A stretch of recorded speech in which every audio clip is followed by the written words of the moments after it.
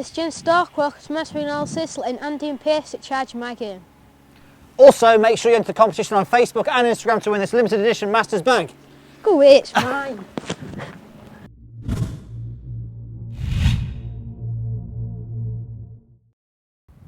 Okay, so welcome to this week's My Swing Analysis. This is where we analyse one of our followers' golf swings. It sure is. Get involved today. Go to Facebook, Instagram and Twitter. Use the hashtag MySwingAnalysis and good luck. It could be you on the video. It may be even standing here in person. It could be, yes, and we have a special guest here with us today live. We've got Jensen Stork. Now, Jensen is one of our biggest fans. He watches all the videos. He comments all the time, Piers. So we thought, well, why not get him down? Masters week as well. It's Masters Thursday, start of the Masters. You excited? Yeah. Can't wait for it to start. So we thought, well, let's get him down. Let's do a swing analysis on the tee here at the Asbury. So Jensen, you've been watching our videos for a long time. You've been playing golf for how long? Playing for about 7 years. 7 years now. And what's your handicap now? Started off 54, now 21. I got my handicap at 11, so I've split it by 23 shots. It's pretty good, isn't it? In 1 year, that's not bad, is it? I don't think I ever did that, did you? 33, isn't it, I think? Is it 33? No, 23. 23 shots. I thought it was 33. 33. So you're 12 years old.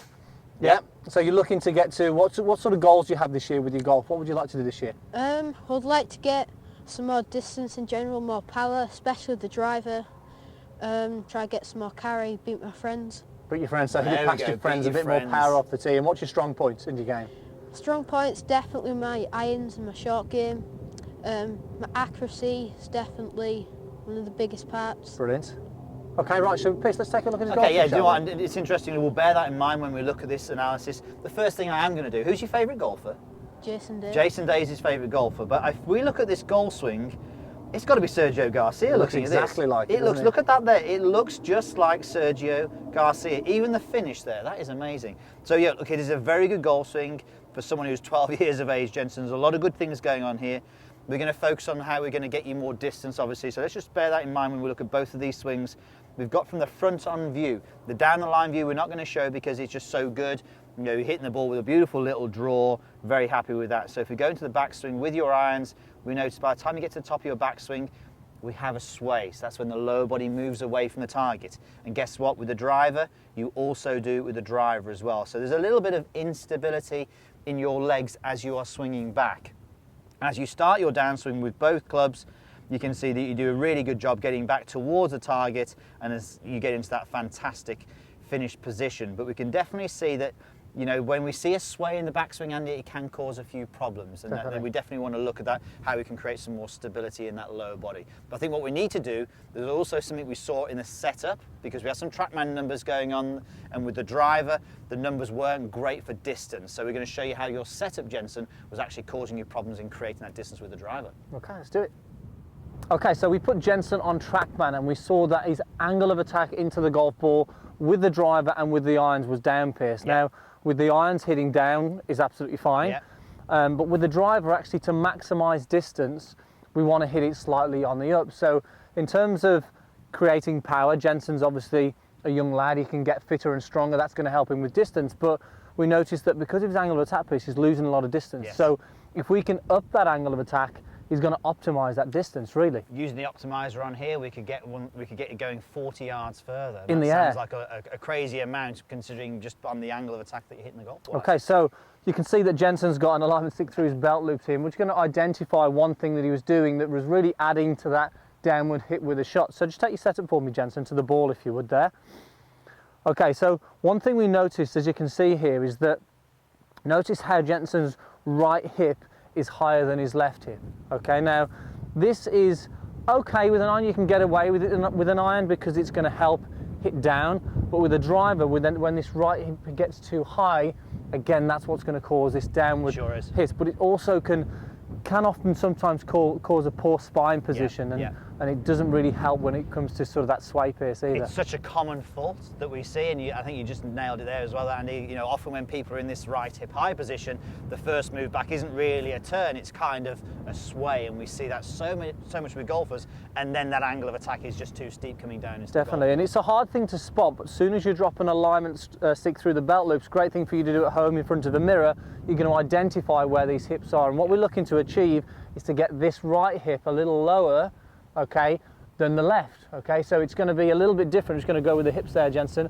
And what this will do, it'll first of all put the hips in a better position to allow you to turn over a more stable base. So it's going to help with creating a good spine angle and good lower body pierce in the backswing. And how does that feel, Jensen, when you're doing that? Does it feel different? Yeah, it feels like I'm a lot more back in my stance than I was, because more deep down. So now I feel a bit more comfortable. Back feels a lot more square and straight. Okay, that's good. And as we saw from your golf swing, you creating a descending blow on the golf ball is not a problem. So for Jensen coming a little bit this side, he's actually going to be okay. And as we said with the drive, it's definitely going to help. So this is something that you need to work on. We can take this out, Jensen, now. Something you need to work on, Jensen, just to get the feeling of where you need to be with those hips. And it's going to help you with the driver, but also with the iron. The iron was still down, but getting the hips in a slightly more level position with the irons, just going to help more consistency as well. Yeah. So that said, hip position is important. Now we're going to move into the lower body. Well, Andy, you've primed him perfectly for me now. So what we're going to do, we need to now give you a drill, Jensen, and you've seen a lot of our videos on how we can create some stability in the lower body and more so the right leg, okay? We're going to go with this right leg and we're going to stop you swaying. So we've got lots of drills we do. We actually have got a drill called Stork Turns.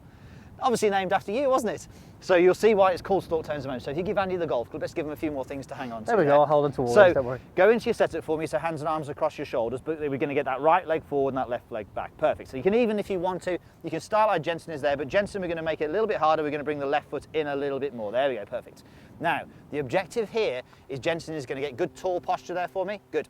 Now, go into your backswing for me.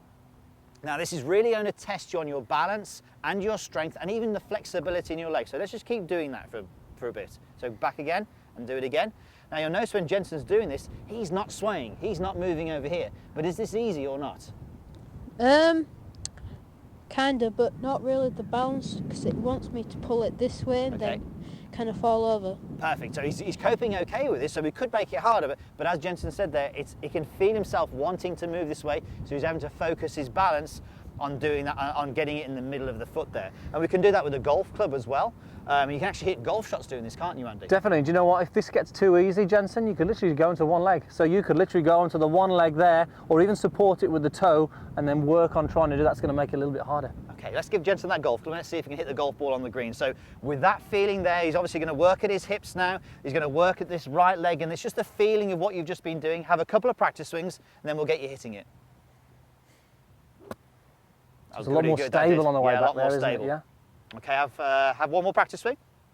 Again, really build up that feeling of this leg being stable. See, it could be a hole-in-one live here at the Asprey on the 18th. Pull the trigger, young man. Let's see what you got. So just going to focus on those legs on this one. Really get that stability on that right side. Very nice. Very nice shot. A little bit right side, but that's a good shot. And that was really good. It was much better in that leg work, young man. Easy game.